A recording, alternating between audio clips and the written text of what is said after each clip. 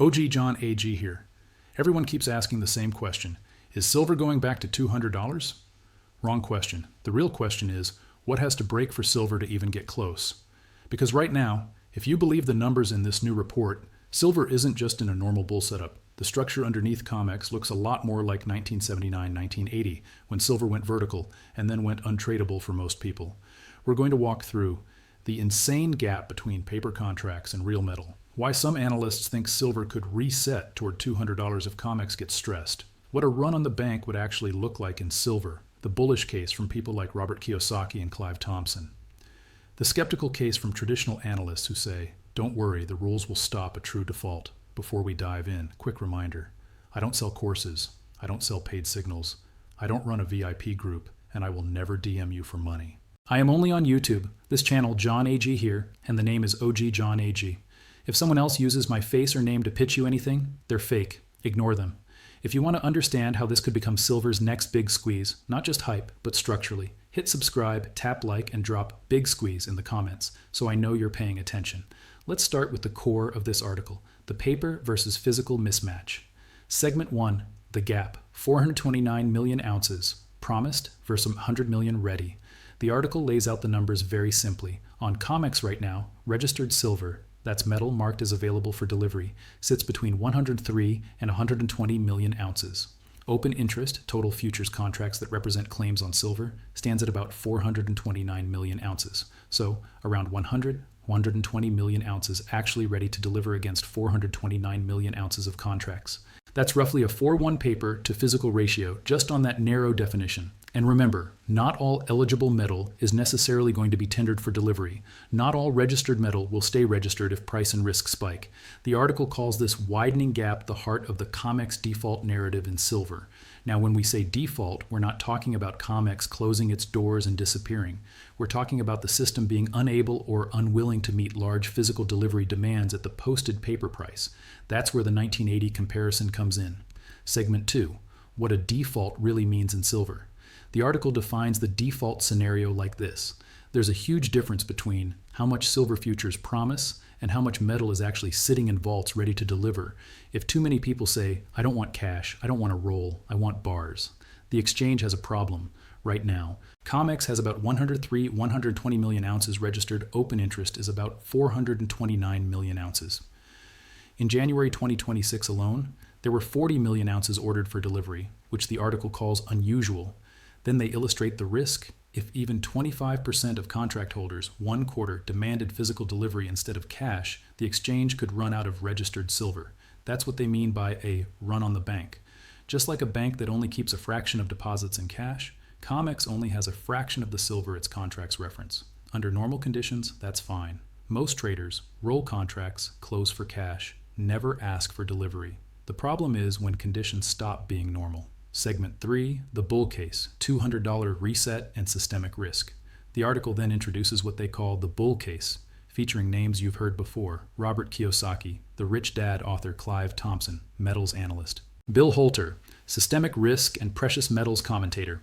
Here's how they frame it. Kiyosaki has publicly talked about $200 silver in 2026, tying it to a weakening fiat system, rising industrial demand from solar and AI infrastructure. Clive Thompson is quoted warning that by March 2026, COMEX might run out of deliverable silver under current trends. Bill Holter frames this as part of a systemic risk case. Silver default stress could spill over into gold, and from there into credit markets and the broader financial system. The article summarizes this bull view like this. If COMEX cannot meet physical delivery demands, silver prices could reset, potentially rising toward or above $200 per ounce.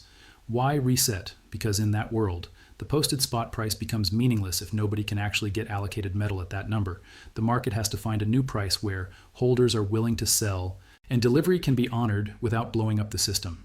That's the 1980 analogy.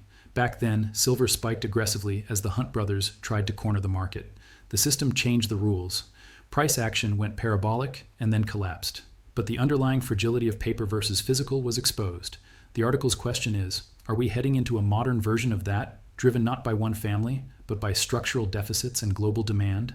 Segment 4, the skeptical case, they'll change the rules before it breaks. To be fair, the article doesn't just pump the bull case.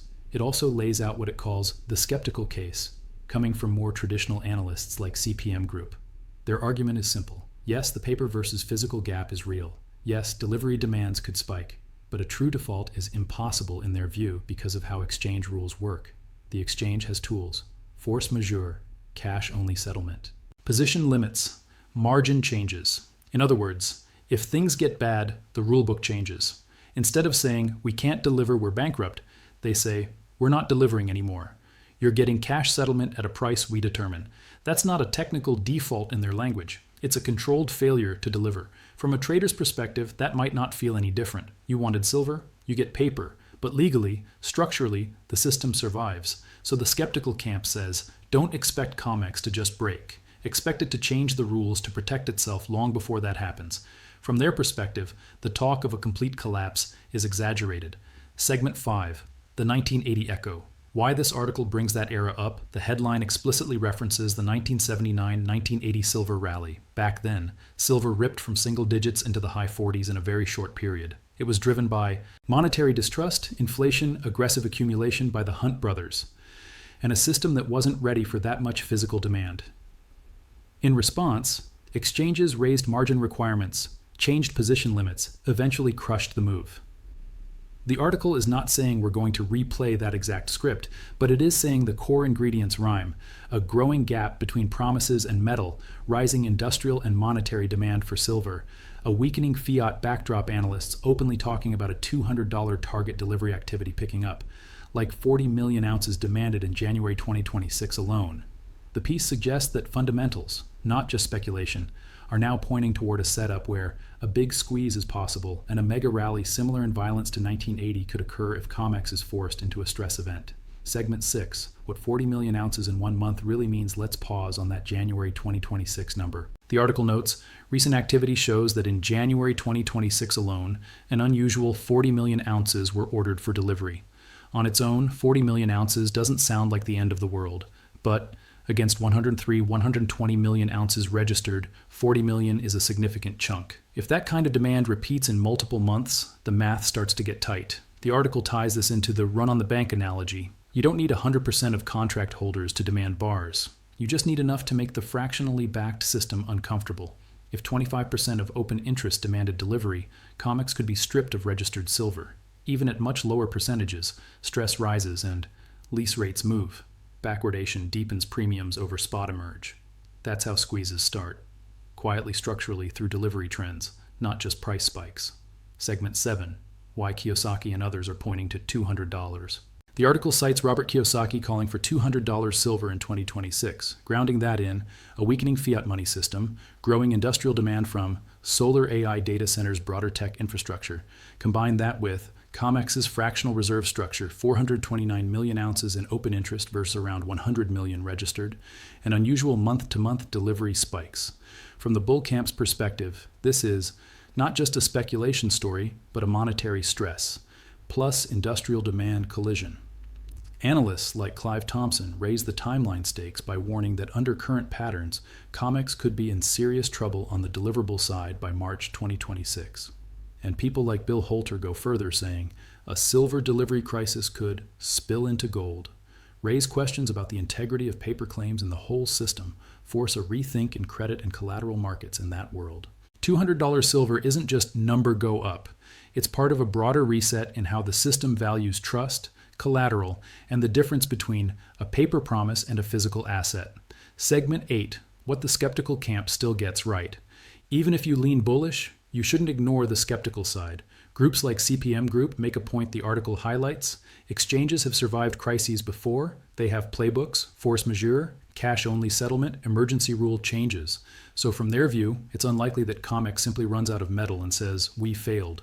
Much more likely, it offers cash instead of metal, enforces position limits, or restructures the ownership claims in a way that keeps the institution alive. They argue this means a full legal default is unlikely, even if things get ugly. The system is designed to protect itself, not to guarantee physical to everyone at all times. What they don't deny. The paper versus physical gap is real. Delivery demands are rising. Stress could still lead to price dislocations, even if rules prevent outright collapse. So the key difference between the camps is not, is there a gap? Everyone agrees there is. It's bulls. This could spark a massive repricing. Skeptics, the rulebook will manage it before it gets that far. Segment 9, how you should think about this as a viewer. So what do you do with all this? If you're a trader, you need to see that. Silver's structure is fragile, squeezes are possible, but rule changes are also possible. That means don't bet your life on a specific mechanical default scenario. Focus on the directional implication, rising stress, rising delivery demand, rising structural importance of silver in both industry and monetary defense. If you're a stacker or long-term investor, the key takeaway isn't $200 is guaranteed this year. The key takeaway is the system is already strained at current price levels. Big money is thinking in terms of ounces and access, not just charts. You need to know why you own silver beyond a 1-month forecast. Either way, this article is one more data point in a pattern. Deficits, delivery spikes. Analysts openly discussing squeeze and reset scenarios. That's not normal behavior for a healthy, oversupplied asset. Segment 10, in-video call to action. For your channel, you're watching John AG. Here, and I'm OG John AG. If this breakdown helped you see why people are talking about a 1980-style mega rally, why COMEX's structure matters more than just today's spot price, and why $200 silver is being discussed as a reset level, not just a moonshot fantasy, then hit subscribe right now so you don't miss the next deep dive. Smash like so this kind of content actually gets seen instead of buried under hype. Comment big squeeze if you think the next major silver move will be driven by delivery stress, not just retail FOMO. And tell me your own target for silver's next major peak. We're going to keep tracking COMEX registered versus open interest monthly delivery volumes, what people like Kiyosaki, Thompson, and Holter are saying, and how the skeptical side responds as the data evolves. This story is far from over.